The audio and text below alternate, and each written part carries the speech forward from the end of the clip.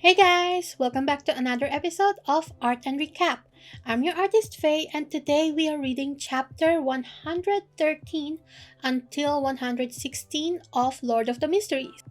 Chapter 113 is called Request, and we start the chapter off where we ended in the previous episode, which is where Mr. Azik and Klein are having a heart to heart, and Mr. Azik basically is telling Klein that he's a Beyonder without telling him that he's a Beyonder because Mr. Azik has amnesia and he doesn't know what Beyonders are, right? When Mr. Azik mentioned that they're both possibly magical, Klein froze and was like, do I give an honest answer or should I lie?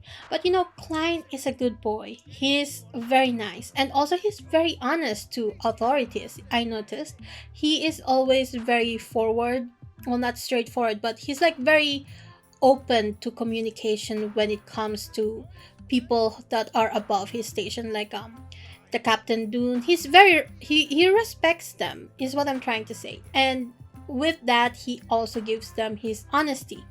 Meanwhile, someone like Leonard, that I wouldn't say he disrespects Leonard, but he kind of sees him more as his equal. He is more playful and bantery towards him. Okay? This is me without my shipper goggles on, okay? I'm just trying to give my honest opinion here. And not because I ship Leonard and Klein. It's just something that I noticed Klein do a lot. Okay? Okay. So Klein's like, yeah, I am also magic, basically. And he was like, it's probably because of what happened with Welch and Naya, not Melch, Welch and Naya. Mr. Azik was like, I thought so too. And then he mentioned that he got questioned, like him and Cohen, his bestie, they got questioned by two extraordinary people from the police station. And Klein was like, he was thinking, Klein, okay, he's not saying this. Klein's like, oh, that's probably Captain and Leonard. Because those two were in charge of Welch's case, which is why Klein knew for a fact that it's them, okay? So Mr. Azik was like, you should have entered their circle and you can kind of spy for me. Well, not really spy, but like give me information of what's going on because I have no idea. I have no magical friends. I have no beyonder friends or connections because again, amnesiac. Mr. Azik is also telling him how he often feels lost and without guidance because of these magical things that's happening to him. Because again, he is on his own. He is a lone ship swimming in the vast oceans and searching for a harbor. And Klein is also sympathizing with him because he's like, I feel the same because again, Zhou Rui got displaced in Klein's body, but there's an upside to this, and that's because Zhou Rui got fragments of Klein's memory, so he's not completely lost. Also, he has Melissa and Benson to, kind of guide him with all the social faux pas or whatever he is having trouble with, right? Those two are kind of like his harbors. They are his shorekeepers. A Black Shores represent! Let's go! If you get it, you get it. Klein then asked Mr. Azik, why didn't you join a similar group as them? And Mr. Azik was like, well, that's because I'm afraid of death. Which is kind of ironic considering the fact that we know he's kind of like associated with death and all the skulls floating around in the Donghua that follows him. And then Mr. Azik tells Klein, I don't have the courage. I really like my life how it is right now, so I'm afraid of changing it and taking a risk. So I can count on you to, give me information. And Klein, when I read this, I was like, Klein didn't even tell him about all the Beyonder shenanigans he got into. He didn't mention that he was part of the Nighthawks or that the Nighthawks existed. So it's very confusing how he's just like, hey, I have all this baggage, here it is, can you help me out with it, right? Like, what the fuck? Anyway, Klein is a nice guy. I'll pay special attention to any clues that I come across, and then I'll give them to you so that you know what's going on in your past and who you are truly. Mr. Azik was pretty happy with that response, so he invited Klein for lunch together with Mr. Cohen once his job is done. And he mentioned a restaurant called the East Balam Restaurant, and he asked Klein if he remembers it. And when he asked that, I was thinking, is this another test to see if Klein is the Klein that he knows? Because again, in the Donghua, he was like testing Klein with the coffee, right? And how he noticed that Klein put 3 sugar cubes, I guess, in his coffee slash tea, whatever. And that the previous Klein doesn't have that much of a sweet tooth. So I feel like he's testing Klein here. And Klein was thinking to himself, I don't really remember that restaurant. Like, it's a very expensive restaurant, and if Welch was feeling very generous, he doesn't think he'd still be, you know, kind enough to actually invite Klein and Naya or whoever into that restaurant because, again, very expensive. So, yeah, that's why I think it's a test. So, anyway, they also chatted some casual stuff afterwards about how Mr. Azik is going on summer vacation soon. And Mr. Azik is like, yeah, if you need any help, just, contact me, whatever.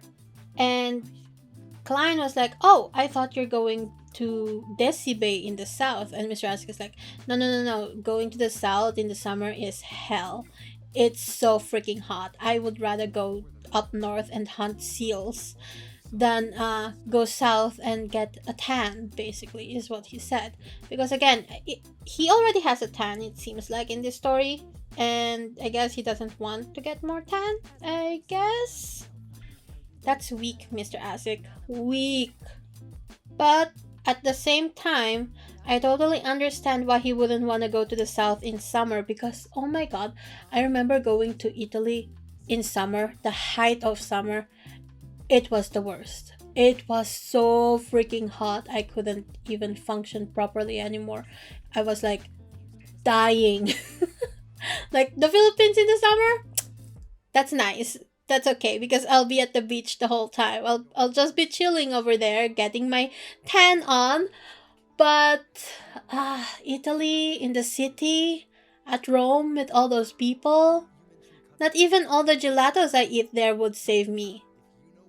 Anyways, we actually have a meeting with the Tart Club members in this chapter, and Klein was sitting at the seat of honor as usual, and he looks over to Miss Justice and sees that her emotions are a little bit unstable. He looks at her with his spirit vision, and he's like, what's wrong with her? Well, Audrey was like, okay, I need to know how to ask them what's going on with Susie. Because it seems like Audrey has this idea of, I don't know, becoming a detective or famous psychologist and bringing Susie as her assistant along. But if Susie can talk and is far more intelligent than her or whatever, it will be the other way around. And she's like, that's just too weird. And while she was thinking that, I was thinking, bruh, you're gonna be Scooby-Doo. She's gonna be Susie Doo. So Audrey was like, this club is very, very serious. I need to make sure they don't know that I fucked up, right? So she's like, guys, I have a question. What can a pet with beyond their powers do for its owner? Like how useful can it be? When she asked that, Klein and Alger, they both went silent. And she's like, well, she's thinking this right now. I was asking for a friend because when she was thinking of how she should ask the question to Mr. Fool and Mr. Hanged Man, I was thinking, why does it sound like she's trying to figure out what to say in a Reddit post, like an "Am I the asshole" post or whatever, right? So I was like, oh god, okay, this can't be more internety. This whole heretic club of theirs, right? Klein was thinking that in the previous meeting, she asked what happens if an ordinary animal consumed the potion. And now she's asking this. It's very easy to put things together, right? That she accidentally or probably willingly gave her dog the potion. But Klein doesn't know that it was an accident, of course. And Klein was thinking, I feel a little pathetic being the boss of a heretic cult with her as a member. And when he said that, well, he didn't say it. When he thought that, I was like, Klein, that's fucking rude. What the hell, man? And Algar, being the kind hearted man that he is, actually answered Audrey and was like, if the pet consumed the spectator potion, then they can act as a spy for the Beyonder. Um, put them in places that nobody would ever think of because, nobody would expect a pet to spy on them. And Miss Audrey was like, oh, that's brilliant. Also, why did he specify the spectator potion? Does he know? Do they know? Do they know I fucked up already? Audrey, my girl, I love you, but you weren't exactly being very subtle. So Audrey was like, haha, time to change the subject. Mr. Fool, I found another page of Emperor Roselle's diary, which she by the way got from Force Wall. I do wonder what Force was thinking when Audrey asked her for a page of Roselle's diary. I am wondering that because I feel like Force is very cunning. She seems like the shrewd and cunning type of girl. So she was probably wondering why Audrey would want that. Anyway, Klein thanks her and starts reading the diary page. And it turns out that Roselle is searching for oil and that there is no crude oil to be found in this world. And when I read that, I was like, oh no, he can't be an oil tycoon. Sadness. So, in chapter 114, Klein was hella disappointed that there's no crude oil around. Why? Because it ruins all of his plans. His plans to take over the world as a business tycoon, right? He wants to invest in all of the businesses that he knows will, pop up because of oil. And because oil is not around, he's like, what the fuck? What am I supposed to do now? Because his plan is here. First, he wants to again invest in businesses, right? And once that's done, he wants to become a millionaire and open like a charity or something, a foundation that helps poor people, feed them and whatnot. But that's the front of his plan. In the background, he wants his charity to fund revolts that are against the higher strata of society so that they can enhance the living standards of the people in the lower class. Which is, very admirable, but at the same time, I'm like, side eye. So you mean to say you're planning to fund wars, Klein? This is what it's sounding like, Klein. So once he finds a way to get back to Earth, he actually wanted to give the property, like a third of the property, to Melissa, to Benson, and to his foundation. That was his plan, but now that there's no crude oil around, he's like, well, I guess I can't invest on that. But at least there's electricity and magnetism in this world, so he can, invest in things in that direction instead. Klein continues to read Roselle's diary page, and Roselle mentioned that he went to his childhood home called Richoboro Incognito because he wanted to see what that place was like if he's not there as the emperor, I guess. And apparently it's still filthy. And when I read that, I was thinking to myself, you know what? Richoboro sounds very French. Could this be the Versailles of this world? Because I remember that Versailles during the 17th, 16th century, when they were all powdered up with these big ass wigs, and before the French Revolution and stuff like that, they would shit everywhere, piss and shit everywhere. Just, they just went. The whole place was their toilet, basically, and it was fucking disgusting. Which is why, if I remember correctly from watching like documentaries, the nobles, they would, change palaces all the time so that the servants can clean up their waste. And yeah, it was a very disgusting time. So I continued to read that, and it turns out it was indeed based on Versailles. So Roselle invented this thing called capital sewer and public toilet enhancement plan. So, and he wanted to teach the rich to not shit all over the place, basically. And we find out that he actually invented the condom. And yeah, I was like, damn, okay. Good job, Roselle. And while he was saying that, I was thinking to myself, you know what? It's a good thing that Roselle was there and invented the condom because, back in the good old days before the condom was a thing, people used to use animal intestines or something as condoms. And yeah, GG, Roselle, you did good here. Roselle was like, thank fucking God rubber trees are a thing in this world. Anyway, he mentioned on his last diary entry that he wants to keep a back door outside of the God of Craftsmanship, the Church of God of Craftsmanship, and was debating if he should join an organization that influences the world from the shadows. And that's where the diary entry ends. And Klein was like, wait, Roselle, you can't have me hanging on a cliffhanger. I need to know what this organization is called that you're talking about. And Klein likened this to something like reading till the end of a web novel only to realize that the author dropped it. And I was like, oh, Klein, that is a whole ass mood, because that is the same feeling that I get whenever I read a fanfiction and it hasn't updated since 2018, and I'm like, god damn, okay.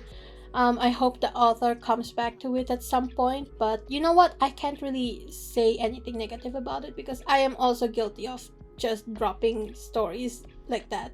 I have Maggie fanfiction that I randomly just dropped, and I sometimes get comments from my old email from people asking if I will ever update again. And it's already 2025, and that fanfic was last updated back in 2014, maybe around that time. Yeah. I have the biggest respect towards writers, artists, like webcomic artists, who actually finish their projects. Like, GG, man, you did that. Awesome. I want to be like that too.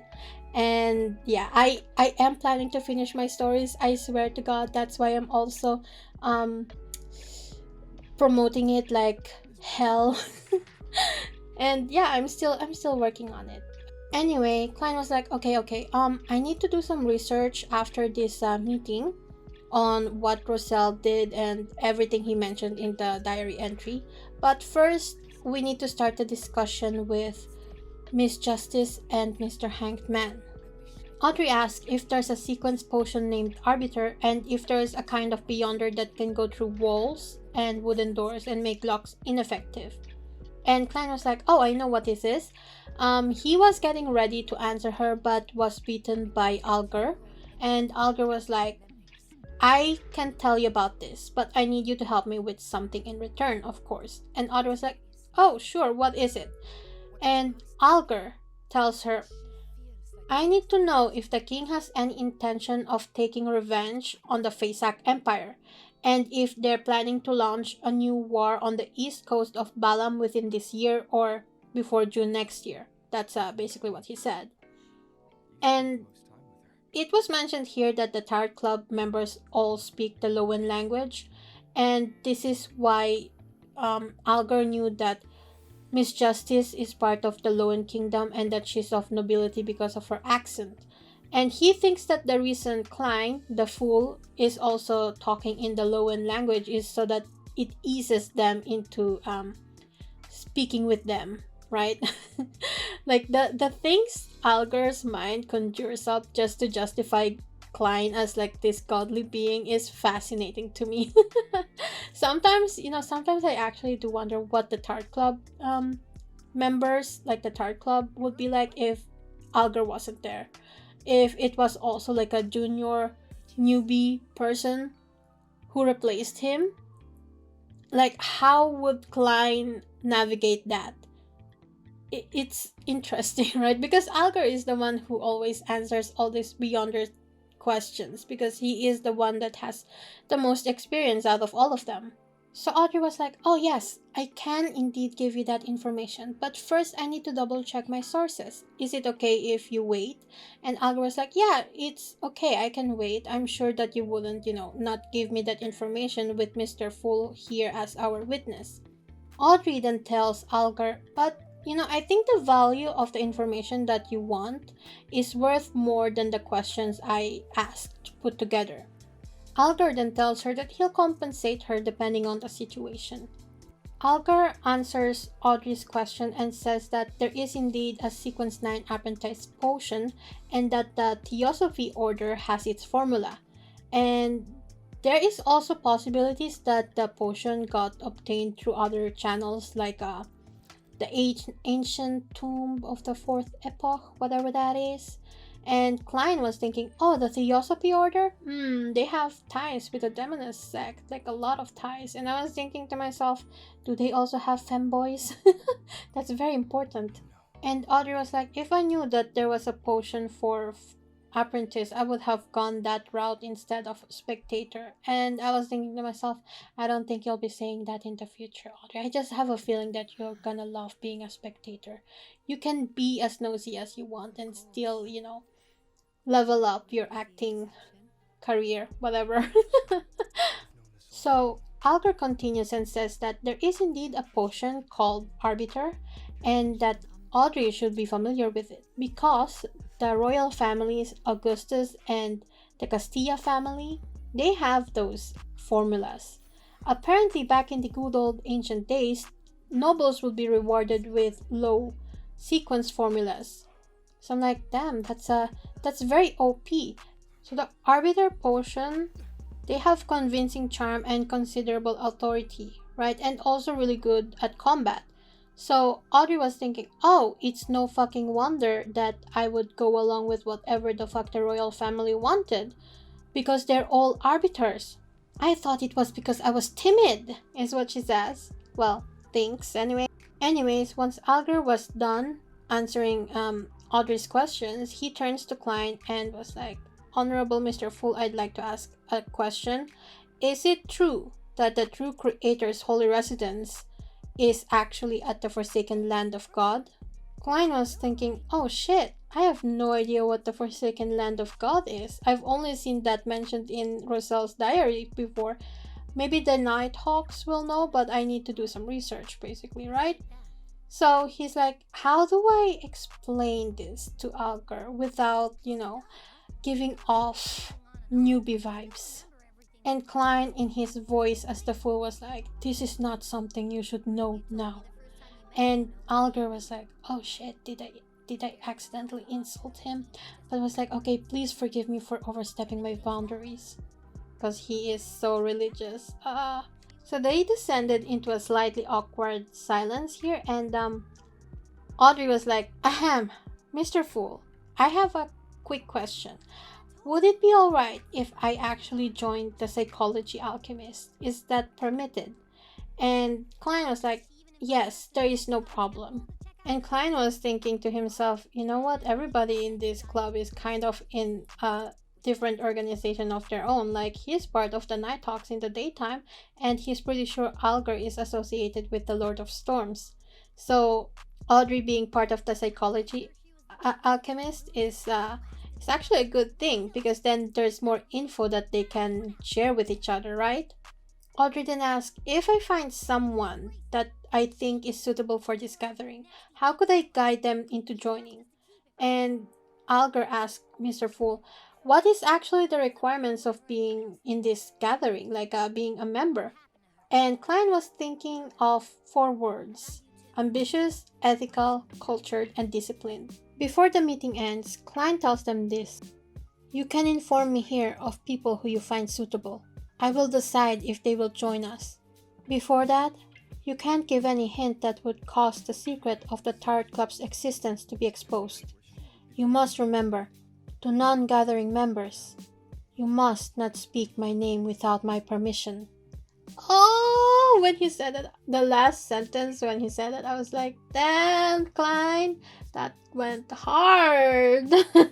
Before we move on to the next chapter, I would like to remind you guys that my commissions are open. Check out my VGen account down in the description below. And yeah, that's pretty much it. Oh, before we actually go back to the story, I have a different story to tell. It's going to be interesting to you guys because I had my very first Lord of the Mysteries dream. I dreamed that I was Klein. Wait, let me tell you guys about this. I actually wrote down what happened in my dream like the moment I woke up because I was like, what the fuck? So in this dream, I was Klein. I was actually at a party, some sort of party, a networking party. And I was just mingling along with all the other rich people. And I was thinking to myself, this is kind of boring. And then I look around and think, where are all the teenagers and all the children?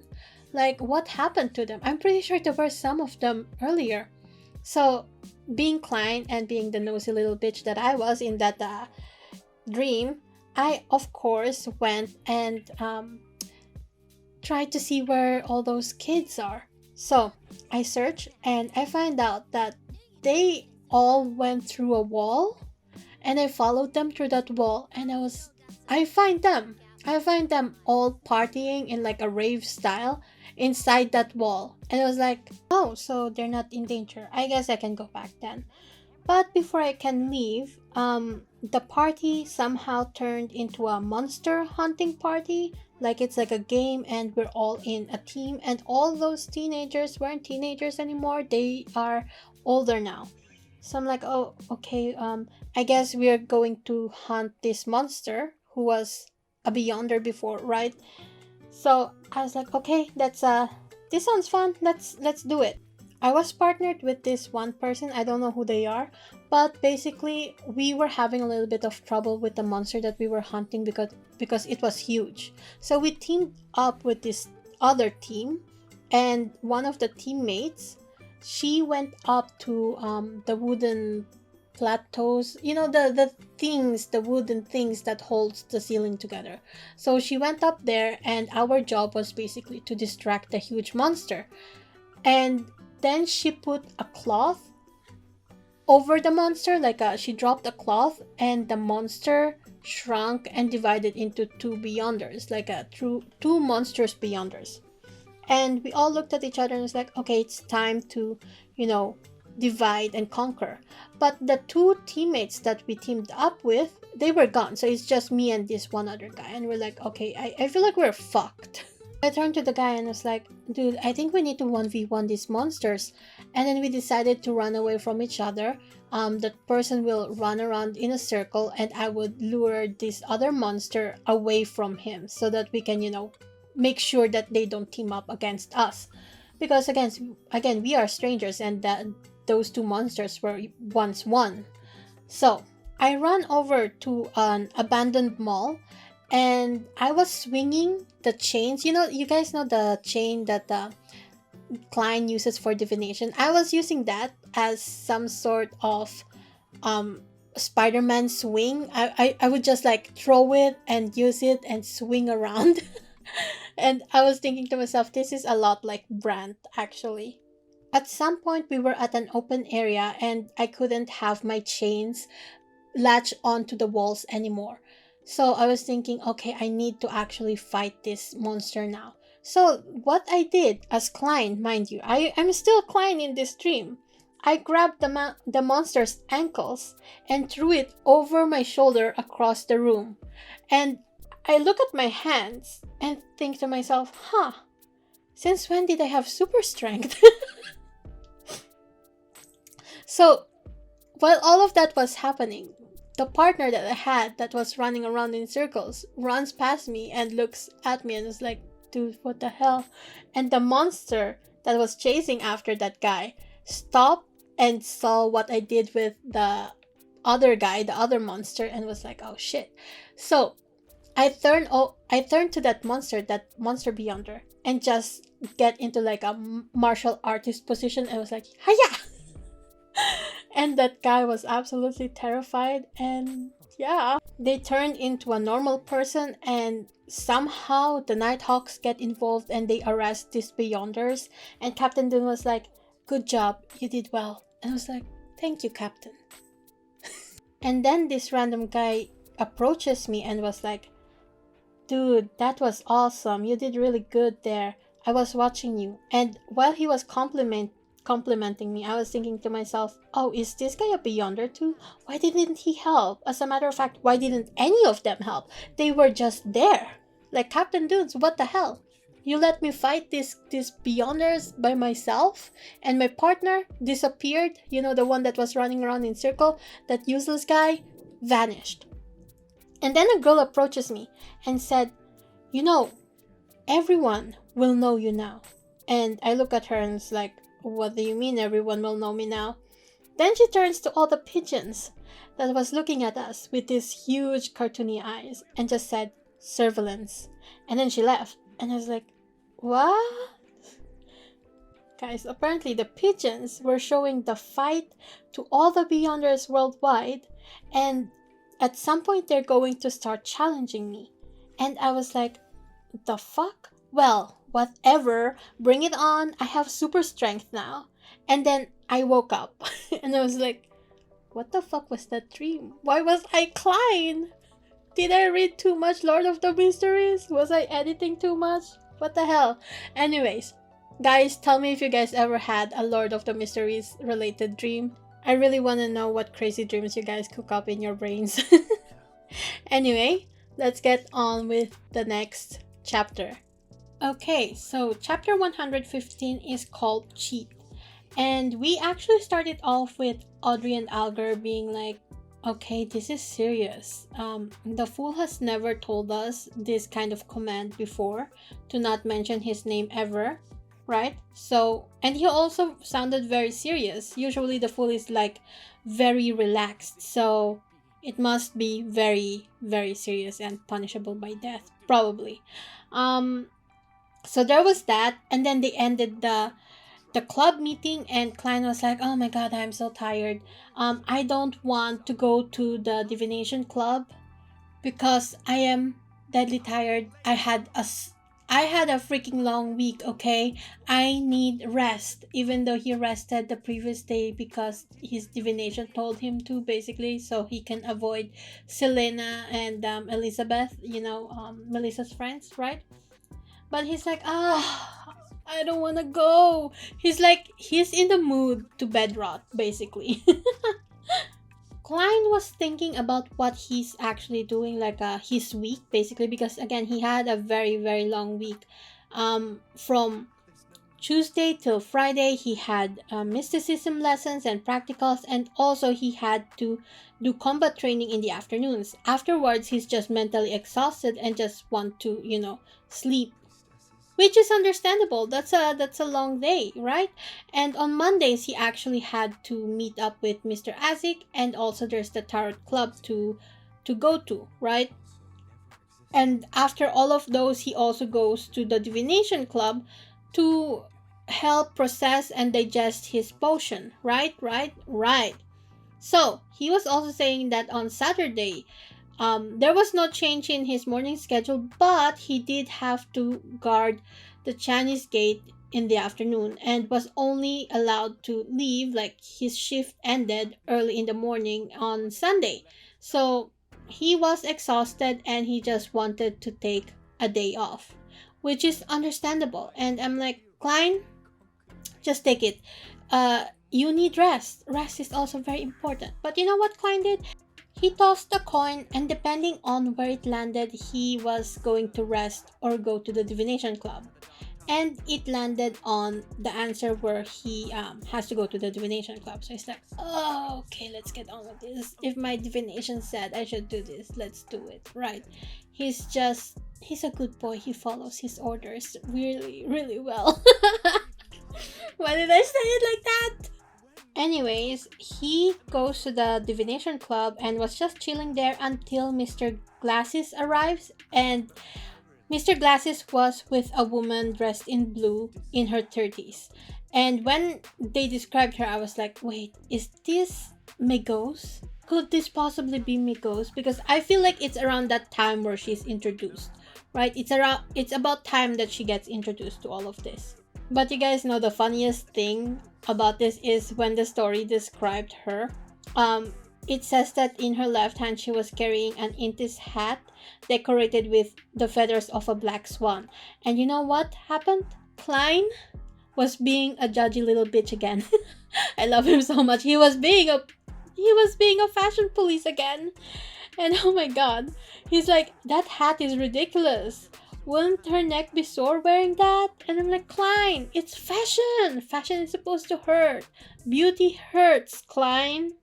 Anyway, Klein activated his spirit vision and saw that Glasses and the lady were both healthy, but they were both anxious, angry, and flustered. And when they said that, I was like, wait a second.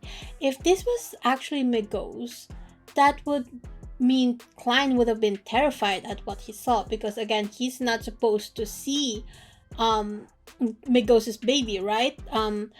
Because we know what happened in the Dongwa. He was absolutely terrified when he activated his spirit vision and looked into her.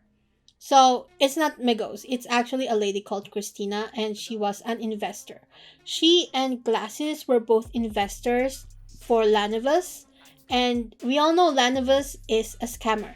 And apparently Glasses actually went to Klein to divine if he should invest in Lanevus's little steel company thing, right? And Klein was like, no, the gods said no, basically. And Glasses was like, I don't know, I guess I'll only invest a third of what I planned to invest, which, saved his ass, because he only invested 50 pounds compared to Lady Christina's 150 pounds. So anyway, they asked Klein if all of this can still be salvaged, what they did, and Klein was like, well, if you guys stay patient and don't be greedy, then yes, but otherwise, no. They also asked if it's possible for Klein to divine where Lanevus is, and Klein was like, well, as long as he's still in Tingen, I guess I could, but I need something that he always has on his person, and I'm not even sure if Lanevus is his real name, otherwise I can't really do anything, right? And they're like, okay, thank you so much, Mr. Klein Moretti. We're gonna leave now. Here's a tip for you. Christina tipped him. She gave him 1 soli, I think, if I remember correctly, because again, he's apparently not a cheat. He's a true seer who doesn't care about money and stuff like that and isn't greedy. And Klein was like, not greedy, ma'am. I am a materialistic man. So anyway, before Glasses left, he actually had a small chat with Klein, and he's like, we did contact the police and we are rewarding people who has information about Lanevus whereabouts, and if we catch Lanevus, we can give a reward towards the person who caught him. So the reward for info is like 10 pounds, and the reward for catching him is 100 pounds. And Klein was like, ka-ching, ka-ching, 100 pounds for a clue. 100 pounds for catching Lanevus and 10 pounds for a clue. That's a lot of money. And money is what he really needs right now, because he needs to fund the detective that he hired, like the private investigator, right? And he's like, he's gonna be short on cash if he doesn't, find a way to earn money, extra money. Because, yeah, he's like, I don't think I can actually afford the detective if he finds what I need to find him to find in the next week or something. He's like, oh. And when he was thinking that, I was thinking to myself, how is Klein going to cheat himself into this situation where he can get the 100-pound rewards? If that's even possible for him, because again, he's part of the Nighthawks, right? And as the day continued on, he did a little bit more divination for some other people, and he was thinking to himself, you know what? Maybe I can just get enough extra money for from all of this divination stuff and afford the detective this way, because he is getting a lot of tips. Before we end the chapter and before Klein leaves the divination club to go back home, we actually meet Christina again, and Christina was dragging this girl with a sun hat How is pronunciation? I hate English. So she's dragging this girl in a sun hat with her, and was like, Mr. Moretti, you said you could try divining Lanevus's whereabouts if there was something belonging to him, right? And Klein's like, yes, what is this? What's going on?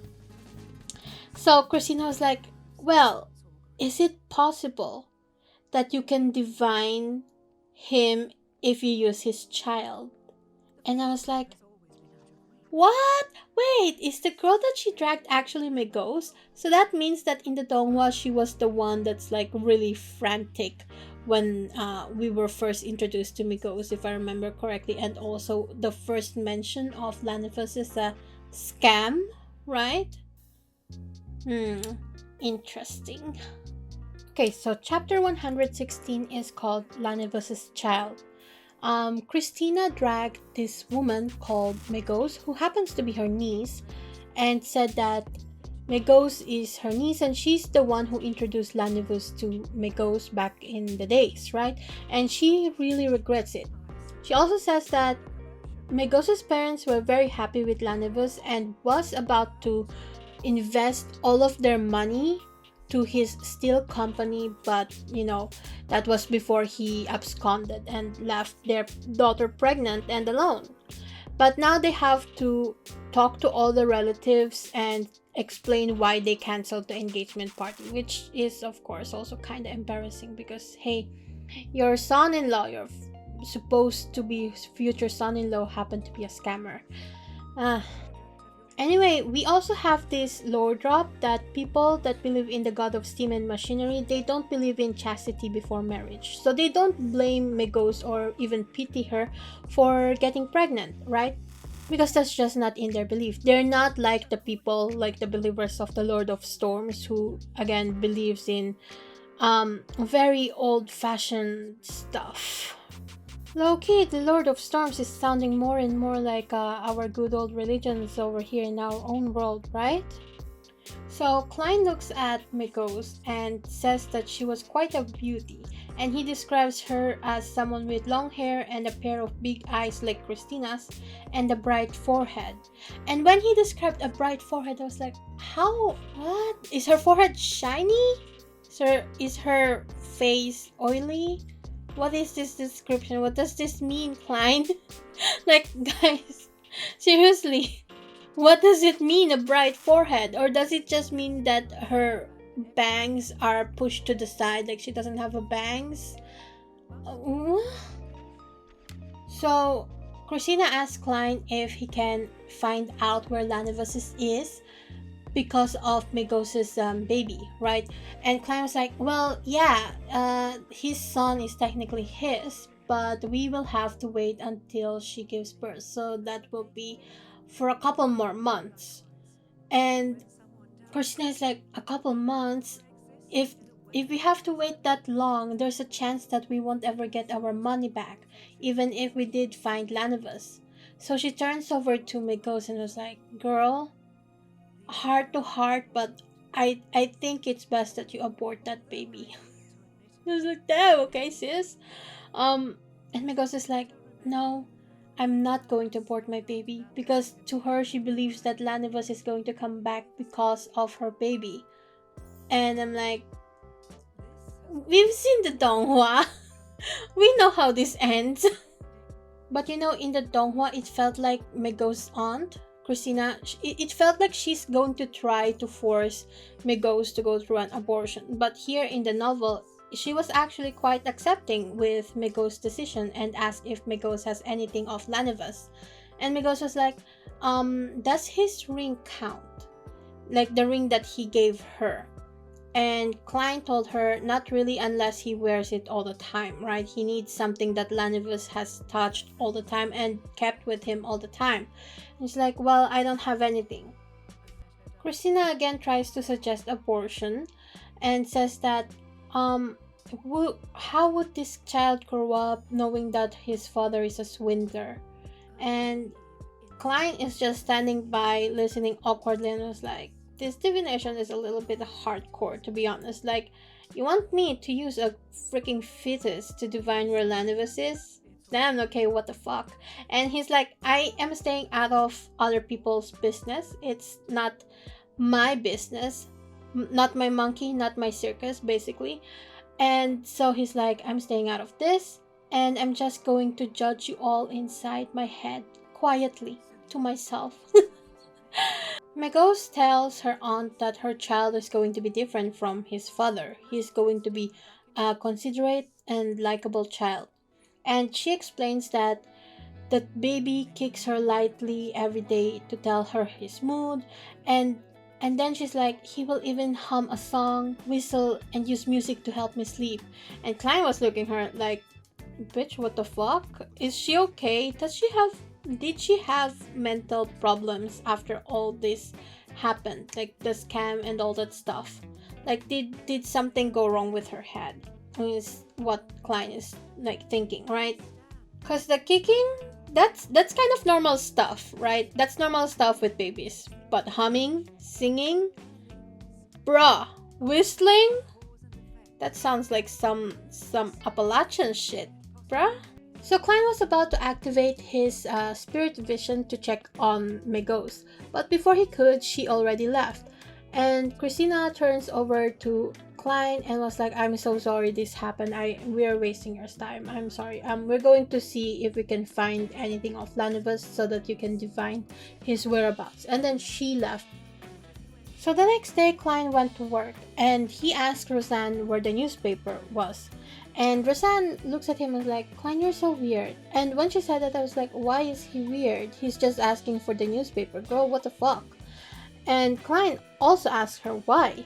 She explains that Klein always reads his newspaper during lunch break because in the morning he has lessons with old Neil.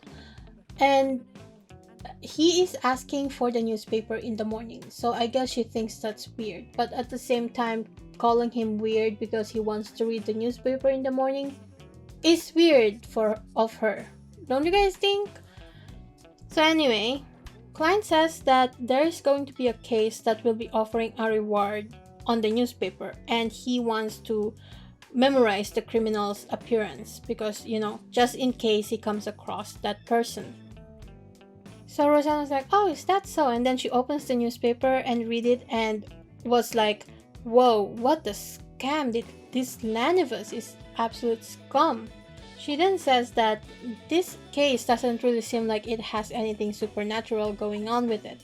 But even if it did, the case will go to the Lord of Storms, the mandated punishers, because that's in their jurisdiction. And we find out that the three major churches in Tingen, they actually have like each their own jurisdiction.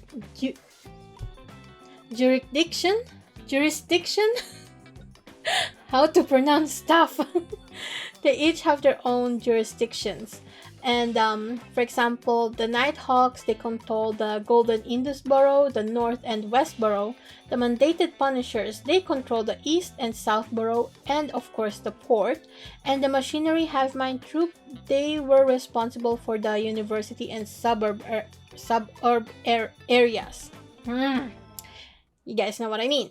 So there's that. And again, the mandated punishers are going to be in charge of this case if supernatural stuff is associated with it. So anyway, Klein was like, oh yeah, I know, I kind of figured that out. And then he looks at Lanevus's picture and was like, okay, Lanevus has black hair, brown eyes, and a pair of spectacles. He looks quite normal, but he also has a plump forehead. And I was like, what the fuck is a plump forehead, Klein? How does a forehead become plump? Huh? Is he calling Lanevus fat? Is that it? Because Lanevus was quite a skinny motherfucker in the Donghua. So, I don't know. Sika and Fry passed Klein by, and Klein was looking at them as they head out and was like, oh, is there a case? He asked that to Captain Duns, by the way, who was like by at the side of the door for some reason.